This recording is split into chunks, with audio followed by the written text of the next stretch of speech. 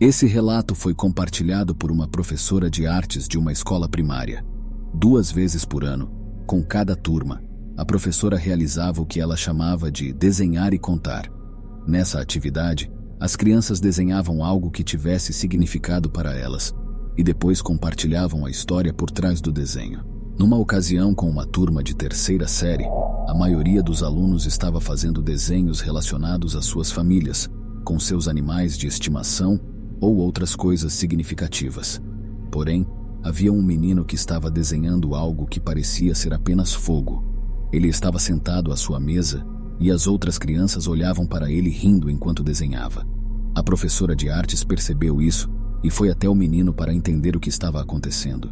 Ela questionou o menino sobre por que ele estava desenhando fogo, quando deveria estar criando algo que tivesse significado para ele.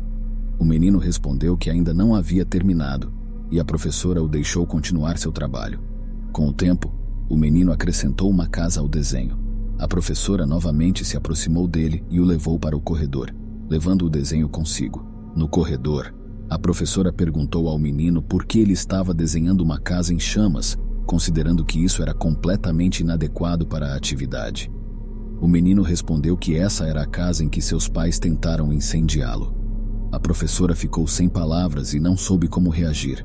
Ela guardou o desenho e pediu ao menino para voltar à sala de aula, dizendo que não fariam mais o desenhar e contar naquele dia. Quando retornou à sala de aula, após um momento de luta para conter as emoções, anunciou que realizariam uma outra atividade e que os alunos poderiam levar seus desenhos para casa.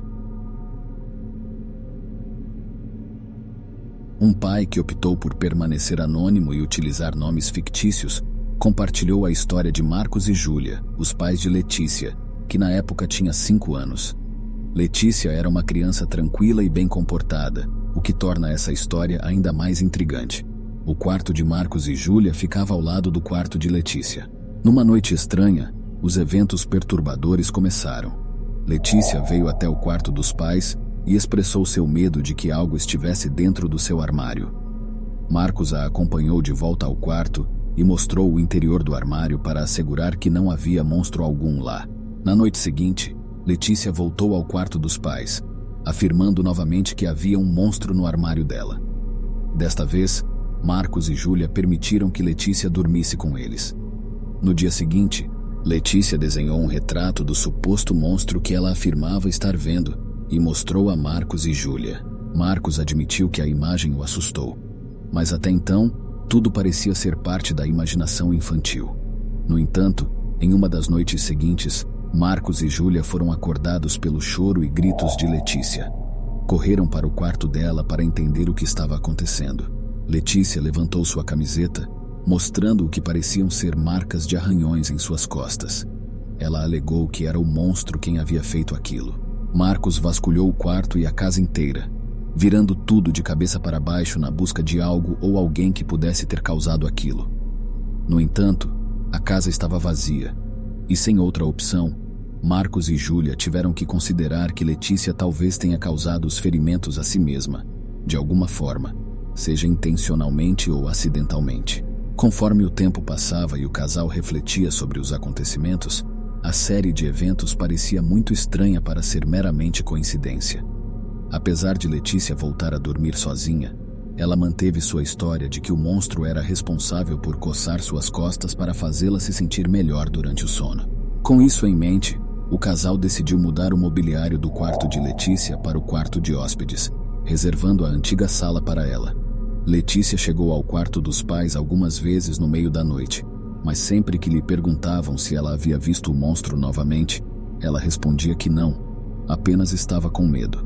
Felizmente, não houve danos físicos a ela durante seu sono, e o mistério do suposto monstro permaneceu sem solução. Este relato foi enviado por Poliana, que encontrou um desenho em sua mesa do quarto. Poliana permite que seu irmão de 7 anos use a mesa para desenhar. Ela achou estranho que o irmão deixasse isso na mesa, já que normalmente ele levaria seus desenhos de volta para o quarto e os esconderia. No entanto, ele deixou este desenho, e ela sentiu que ele queria que ela visse. Na primeira olhada, o desenho parecia ser de uma família inocente, feito por uma criança de 7 anos. mas no canto há uma figura preta rotulada como o homem que leva. Poliana deixou o desenho na mesa por alguns dias antes de notar a figura no canto. A figura é de um homem em um balanço. A família de Poliana não tem um balanço, o que poderia ser apenas atribuído à imaginação de uma criança. No entanto, nunca antes seu irmão havia pedido por um balanço ou demonstrado interesse em ter um. Logo abaixo do homem rotulado como o homem que leva, há uma figura que se assemelha a uma janela ou uma porta no chão. Poliana verificou o jardim em busca de algo que pudesse se parecer com isso, mas não encontrou nada. Dias depois, enquanto estava no banheiro, ela ouviu seu irmão rindo e conversando no quarto, do outro lado do corredor. Poderia ter sido apenas ele brincando com seus brinquedos, mas mesmo depois de terminar sua rotina de cuidados com a pele e enxaguar o rosto, ela ouviu seu irmão conversando com algo embaixo da cama. Ela rapidamente abriu a porta do quarto e viu o irmão no chão, conversando com algo sob a cama. Ele se sentou na cama e virou a cabeça para a TV quando ela perguntou com quem ele estava falando. Ele disse que não estava falando com ninguém.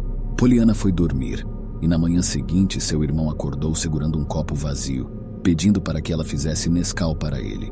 Ela encheu o copo e voltou com alguns lanches. Quando entrou no quarto do irmão, viu-o dormindo profundamente. Ela o acordou e entregou-lhe o copo, mas ele insistiu que não tinha pedido nada. Naquela noite, por volta das 4 da manhã, Poliana acordou ao ouvir o irmão conversando novamente. Ela foi até o quarto e espiou dentro. Ela lembra de ouvir o irmão conversando com alguém e viu uma sombra negra no canto. A próxima coisa que ela se lembra é de acordar em sua própria cama na manhã seguinte.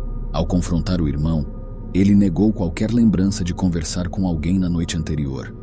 Quando os pais de Poliana conversaram com ele, ele disse que a pessoa na foto é o homem que leva.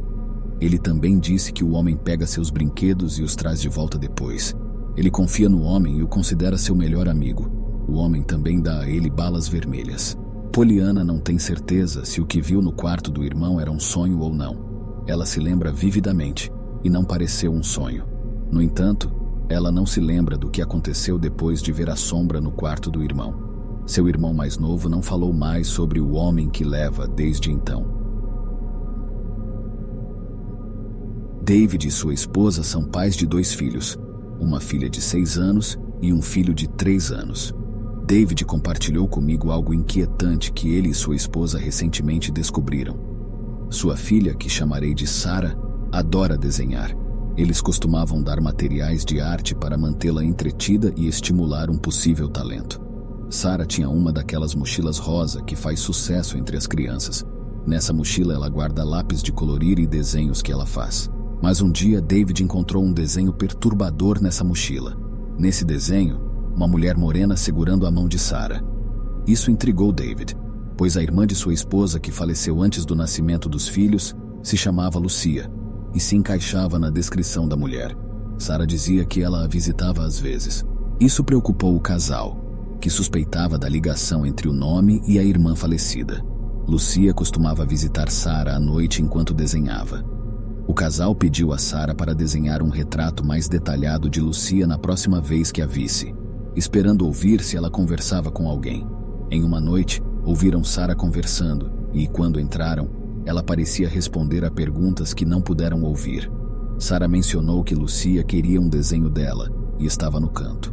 No entanto, os pais não viram nada lá. Sarah desenhou Lucia com detalhes impressionantes, incluindo olhos azuis e uma verruga acima do lábio. A esposa de David nunca compartilhou detalhes físicos de sua irmã falecida com Sarah. O casal ficou chocado com a situação e pediu para que um padre visitasse, abençoasse a casa e pedisse para que, se algum espírito habitasse o local, que partisse em paz. Desde então, Sarah nunca mais relatou nada sobre Lucia.